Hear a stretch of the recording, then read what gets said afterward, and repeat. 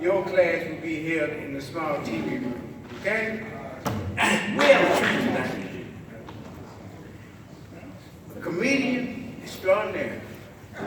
Mr. Bruce Shipp. That's right.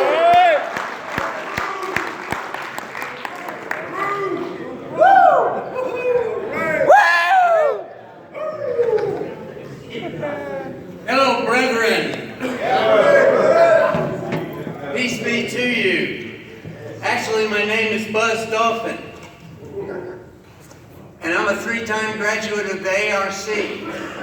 They say 3 times a charm. After you see this routine, you may think I'm due for a 4th. I'm up here courtesy of Jason and Chris Cook. Chris Cook thinks I'm funny. I hope you do.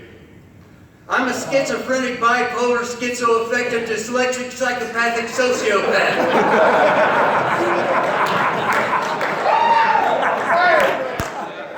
In other words, I'm crazy. I was diagnosed at birth. The doctors were seriously considering putting me back in my mother's womb to start over. As a baby, I had my first nervous breakdown while breastfeeding. Ever since, topless bars scare the heck out of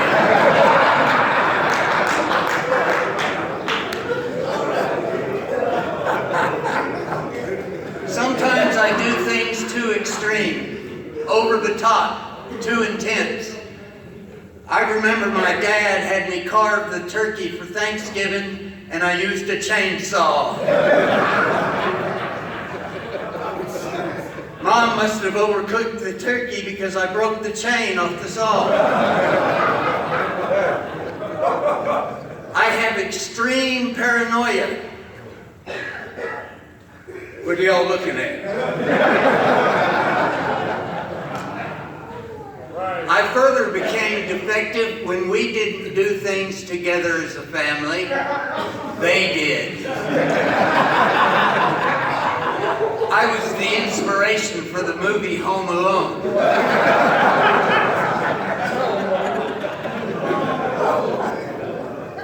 I remember when I first came to the Salvation Army. On the very first day, much to my chagrin, they put me to work on the dock. I don't know anything about dock work.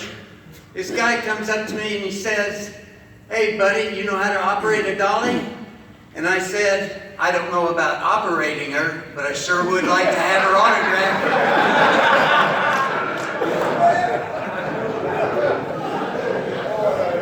When I was at the Army, there was all sorts of ways of getting kicked out. I always thought they should kick out the dog chief. Yeah.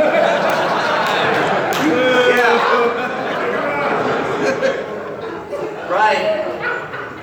Again, right before the meeting, I saw him out in the courtyard snorting cocaine with the squirrels.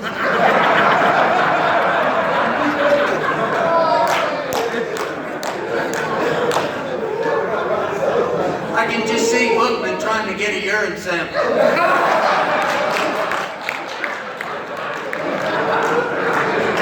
Chief, hike that leg, Chief. Hike that leg, boy. Hike that leg.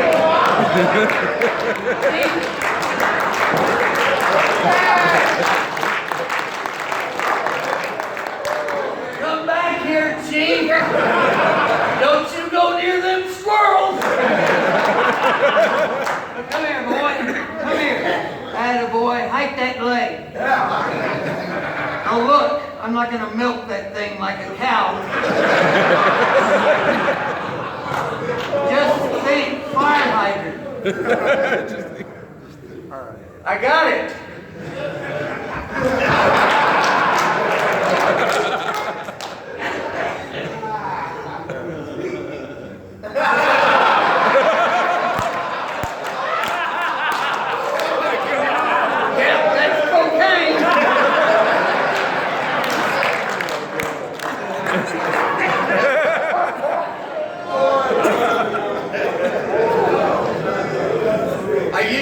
mortician. I preferred the term preservation engineer. People would come up to me and say, "So, you're a mortician, huh? That must have been a pretty weird business." And I'd say, "No, it's not all that weird. But you want to know what the weird thing is? Since getting out of the business, I can't tie my tie unless I'm lying down."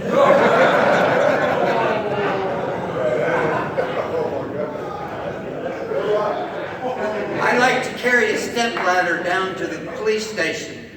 I'll put it in a room full of cops, step on it, get to the top, way up there, put my arms out wide and say, "Hey cops, I'm getting high in front of you. What are you going to do about it?" They didn't know what to do. They issued me a citation for operating a stepladder without a permit. Sometimes I take things too literally. I remember I went on a cruise ship with my dog. The captain told the passengers to disembark, and I ripped out the dog's vocal cords.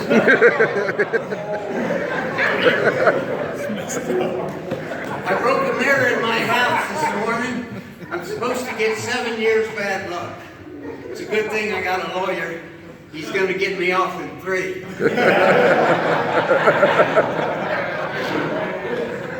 I got a joke for somebody. I got a question for somebody out there in the audience. Kelly Edwards, stand up. Kelly, what do you call an African American flying an airplane? I don't know. A pilot, you racist.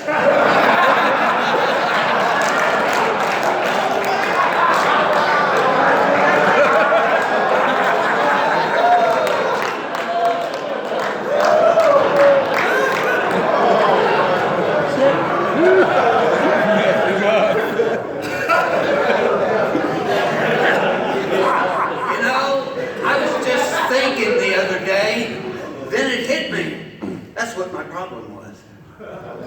Some people call it stinking thinking. No wonder people told me I smelled like manure. I used to be an 8th grade science teacher. Just to keep things interesting, I would go in and out of different characters. The first character was a game show announcer.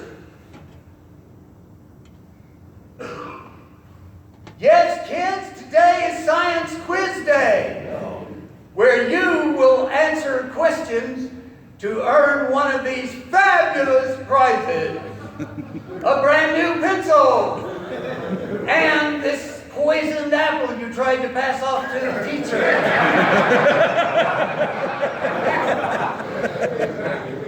Then there was the old lady character. Now, class, today we're going to learn about wrinkles and how they affect the human body and how in old age flesh just hangs off your bones. Then there was the angry teacher. All right, you little rugrats, what the heck you want to learn today? Come on, I dare you. I double dare you. Then there was the mad scientist. Oh, today, class, we are going to learn about the oxygen and how the oxygen can be your enemy or your friend. Let me demonstrate.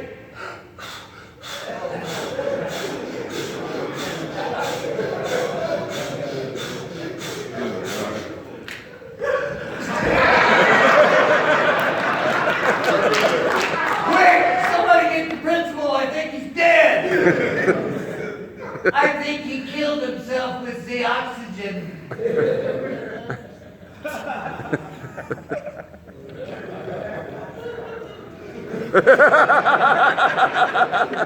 What a rush.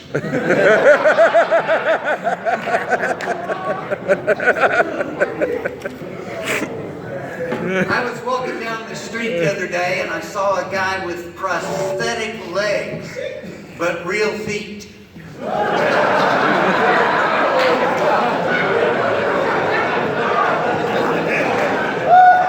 I went, dude, that's amazing! hate it when my foot falls asleep during the day because that means it's going to be up all night.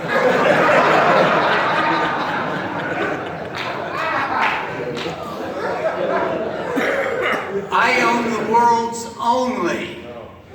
only restaurant with a drive-through restroom. Yeah. I know, you might be having a hard time picturing that, but just picture the guy at the takeout window wearing a radiation suit and sporting a welder's mask. As the patrons drive on through and leave, he yells out to him, "Hey buddy, you gonna take this crap with you or what?"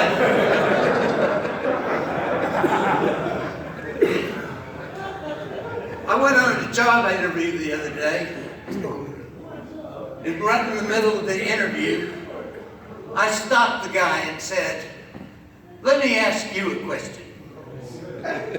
If I was in a vehicle traveling the speed of light, and I turned the lights on, would anything happen?" He said, I don't know. And I said, "Well, forget it. I don't want to work for you."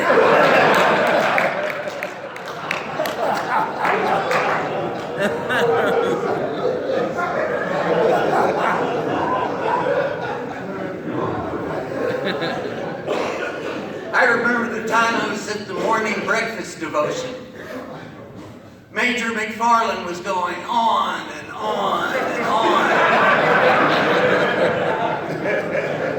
And right before the prayer, I stood up and said, "I told you to shut up!" I must have really rattled him because he ended the prayer praying, "And Lord, thank you for this day, and may we be ever mindful of you as we go about our daily work." Shut up! I mean, amen.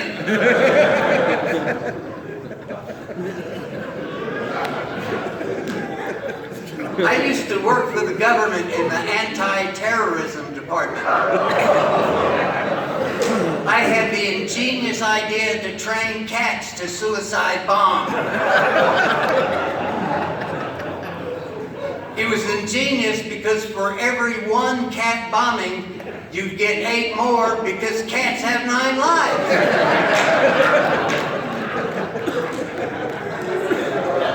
The tricky part was getting the plastic explosive up the cat's cuckoo.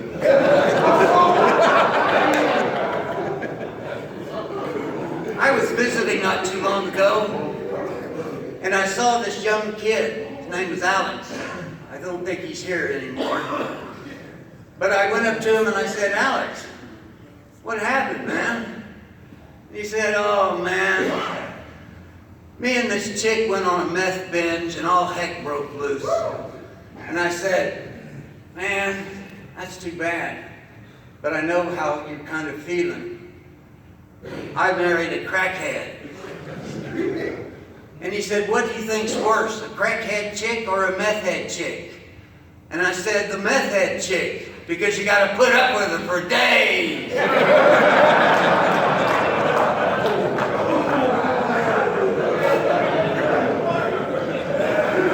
I said, "Alex," he was about 21 years old. I said, "Alex, don't worry, man. You got plenty of screw-ups left in you.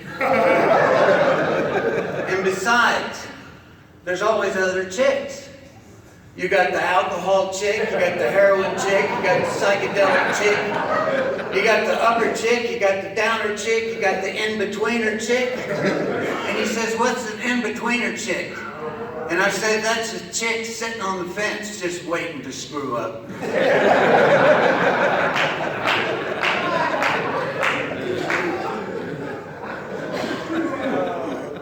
I went to a drive-in movie in a taxi cab. That movie cost me $250.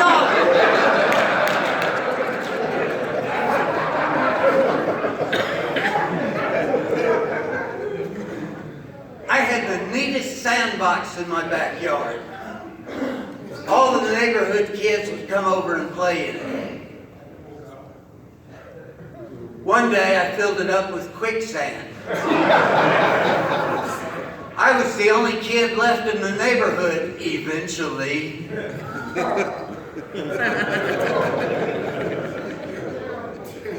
A commercial jet airliner flew way too close to my house last night. I know this because when I got up to go to the bathroom, a stewardess asked me to take my seat.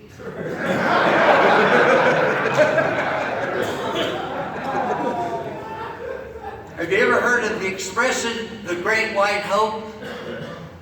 Well, around here, it's called the Great Black Hope. It also means JJ's going on vacation.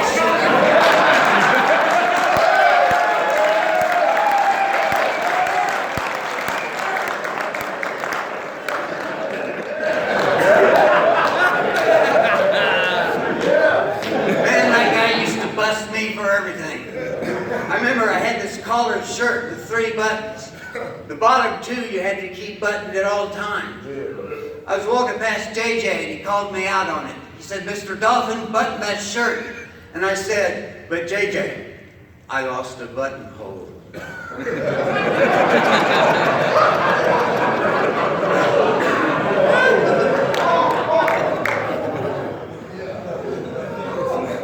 He said, "You can't lose a buttonhole. Now you better take care of business or I'll button your hole." Ouch, JJ! That would hurt.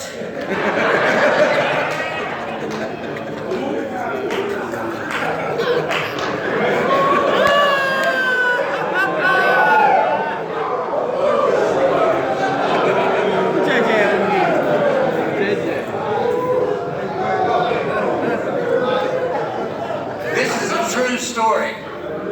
I used to work up in the laundry room.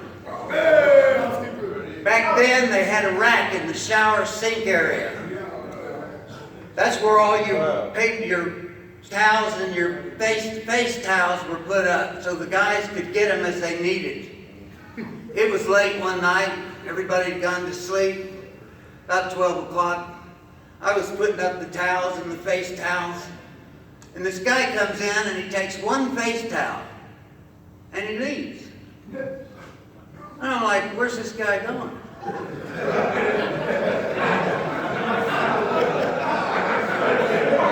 I stuck my head out in the hallway and watched him go to his room. I said to myself, what's up with this?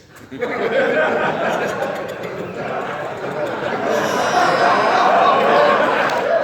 going to put it in the locker, is he? Could only be one thing. No.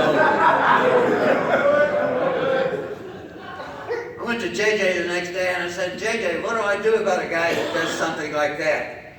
And he says, "Well, you should have just told him, sweet dreams."